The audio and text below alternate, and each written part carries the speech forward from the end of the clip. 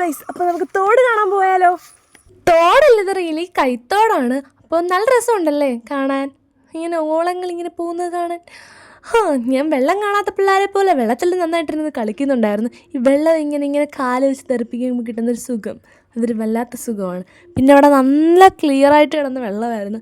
മൊത്തത്തിൽ കലക്കുവെള്ളം ആക്കുമ്പോൾ ഒരു മനസുഖം.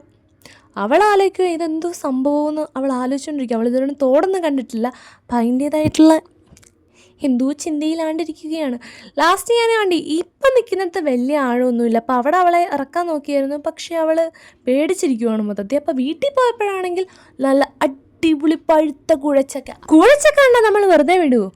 കുഴച്ചക്ക 2-3 ചവള വയറ്റിലാക്കിയപ്പോഴത്തേന് ഇന്നത്തെ പരിപാടി സബാഷായിട്ടുണ്ട്. എൻ്റെ വീഡിയോ ഇഷ്ടപ്പെട്ടാൽ നിങ്ങൾ ലൈക്കും ഷെയറും സബ്സ്ക്രൈബും ചെയ്യാൻ മറക്കല്ലേ. അടുത്ത വീഡിയോ ആയിട്ട് നാളെ കാണാം. എന്നാൽ ശരി, ടാറ്റ ആൻഡ് ബൈ ബൈ.